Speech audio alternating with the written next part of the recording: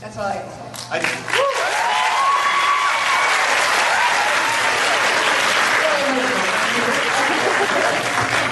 A couple tricks that I have used, because I agree with everything that both these guys said about folks, but sometimes you just get sucked in and you can't help, and what are you going to do because you want to fight that hate that you're feeling? And first, read it without all the charged words. Just edit it. Take out all of the "you failed to mention" and in your idiotic reply, and see what they're really saying. There might be something valuable, and respond to that.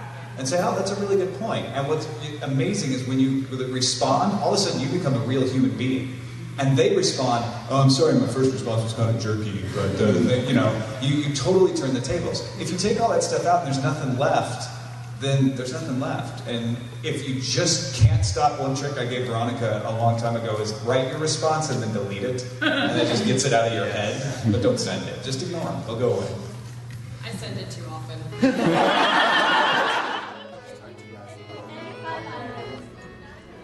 Yeah, so there is that. So those are some people that you probably know and maybe even respect talking about it. That's pretty much what I expected them to say. It's very hard for them because you can be a psychiatrist who never gets trolled talking about trolling, or you can be someone who actually gets trolled, who has become a relative expert with the attitudes. Remember, what is trolling? Where did it come from?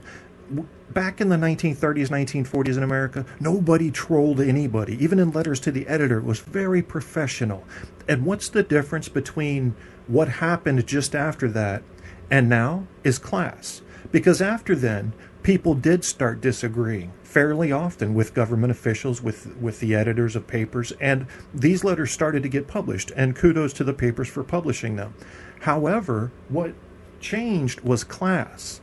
Because you can completely disassemble someone's argument in front of them if you use class, and that is not trolling. I don't know anyone who would define that as trolling. If you have a valid argument and you're being classy, it's once you get into the ad hominem and you get into the personal stuff, or you just get into the name calling, or lying about someone.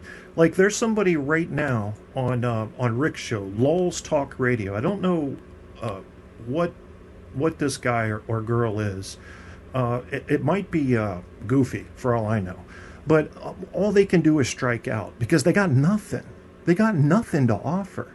And they certainly don't have anything to risk, so they strike out at people that got something. That's what they do. So he's claiming right now in the chat room that I was in the Civil Air Patrol for 3 hours. Or three years. Well, it might have been 3 hours. Nope, not quite. United States Air Force, 1990 to 94. Served honorably, discharged honorably during wartime. So, now does it bother me? I didn't correct him.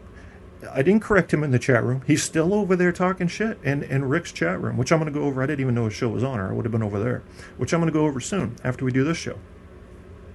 But I'm not messing with that no more. I got no time for that motherfucker. Because I've learned that, first of all, if you want to hurt me, you got to hit me where it hurts. So it's got to be something real. Then I have to know who you are. If you're a person who doesn't typically attack people, but you're coming after me, okay, you might have something there. I must have really done something to piss you off. But if you're the type of person that attacks anybody, well, you have no merit. And any of the intellectual among us will see that right away.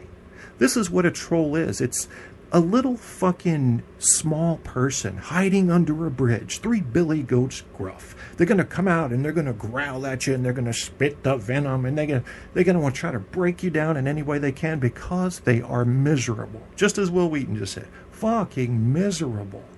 And you know something? I've known some miserable people in my life who weren't trolls. So they've taken it 2 levels deep. First, they're miserable because of their own failures or perceived failures. And then secondly, they make the decision to hurt others because that feels good to them. Maybe if they can knock everybody down 5 or 6 pegs, they'll feel more like an equal. Because right now, they're not feeling like an equal because they're not contributing, they're not creating. That's really the difference between a troll and a non-troll. One contributes and creates, one tears down. The studies that came out about these trolls have really brought some new perspective to it now, and they're going pretty far now, calling them sadist, Machiavellian in their behavior. What else does it say here? I'm looking at a Time magazine article, which is based on the the dark tetrad of personality. Sadist is typical. They have them divided up from sadism, psychopathy, Machiavellianism, and they have the non-commenters, the casual commenters who just get into the discussion, the trollers, and then those who like to debate. And the trollers go off the chart out of those four groups as far as having these negative characteristics to their personality. So it turns out that before they were thinking most trolls who are trolls online weren't really trolls in real life. What they're finding now is, yeah, they really are. They just have to find the chance, because one of the things a troll operates under the need of is anonymity. Why? Well, because they're afraid. They don't have courage. They have to hide behind a wall, a veil of some type, and then they can strike out. It's kind of like, I don't want to compare them to a sniper. I will compare them to a sniper and their offense. The difference between a troll and a sniper is a sniper knows what happens to him if he gets caught. You see the difference? And they teach you that in school. So you go out there knowing that if I get caught, I'll probably be skinned alive and then burned to death. So you can't tell me a sniper doesn't have courage. But what they do is they're shooting from a distance with a lower likelihood of getting caught. The trolls are now starting to be exposed, but I think we could win this little battle quicker if we just define them. Now, that's what this study in Canada tends to do. Now that trolls know that valid educational institutions that train psychiatrists with an MD behind their names are calling them sadist, they're going to have to wear that label now. It's going to be an assumption. It may not even be accurate. It's just more likely that they are. It doesn't say that all trolls are sadists. But now people are going to say, okay, well, I saw a study that says a lot of trolls are fucking sadists. You probably are too. That's the way people think, fair or not. So you're going to have to wear that label for everybody that knew you as a troll and thought maybe it was funny. And now these studies come out. It's very revealing. And now you've got a new problem to contend with. So let's put the definition on them, get it out there. And let's put the burden upon the troll to prove that he's not some of these things. You know, I think there are degrees of trolling, and that's something that the doc was talking about the last time he was on the show talking about trolling. There are degrees. I mean, there are people that just poke around a little bit, fuck around, and I don't think they necessarily have ill intent, but some people make a campaign out of this. When they, you know, whatever they do during the day, if they work or they go to school, when they're done with that, their focus is, who can I go fuck with? Now, if I had a button to push, like a karma button, that would punish them for that, I would. Because the world doesn't need that. It's one thing for you to insult somebody because they've made a mistake, or to disagree with them, even violently, as long as you have reasons for your disagreement. It's another thing to go try to hang on them like a black cloud to see if you can just piss on their Cheerios one more time. That's different. And honestly, I hope anybody that's over the age of 18 that's trolling, even if it's from a place of pain, they're making a choice to troll. So I hope they meet a terrible end. That's honestly, I would push that button in a second. Yeah, because we don't need it. If you know, why do you have to be a troll? What are you getting out of it? You're enjoying hurting someone or trying to hurt them. What does that say about you? That basically makes you somebody who's into torture. What does that really say about you? That's disgusting to me. There's no honor in that. There is no class in that. And I think you're going to get what's coming to you. I like that they're starting to expose you now. I've got some more stuff up here. Psychology Today, one of the websites / magazines that I trust as far as not getting too commercial. They, you know, yeah, they're going to sell you the hot topics, but they generally have some science behind their stuff. They're talking about 8 common characteristics here of the typical inflammatory troll talk.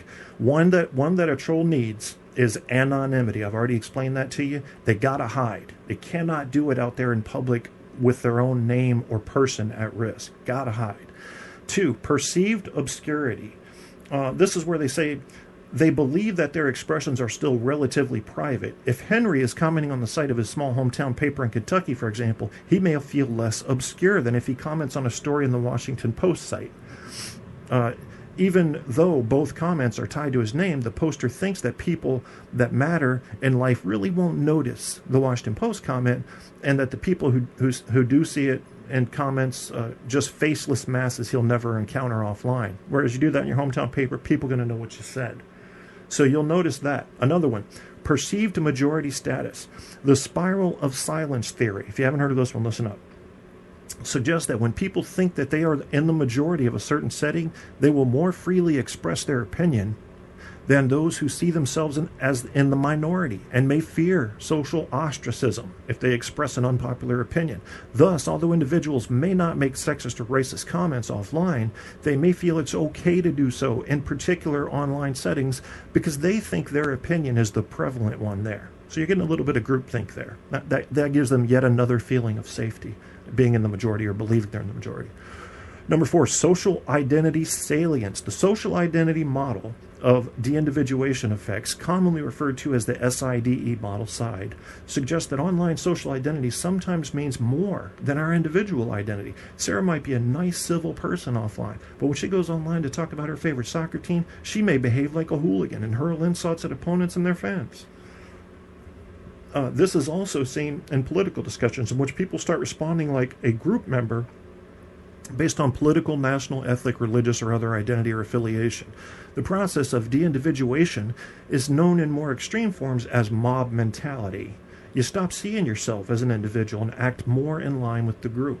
As a result, the group's behavior can become more extreme than it would have been, as everyone shifts to conform to the group, even if they're not as passionate or opinionated as others in it. Number 5, surrounded by friends. On sites like Facebook, people may perceive their online environment to be full of people like them because they are part of the same social network. Thus, individuals feel confident self-expressing because they anticipate support or agreement from their network. John might post an angry, vitriolic political message because he assumes that his network members feel the same way.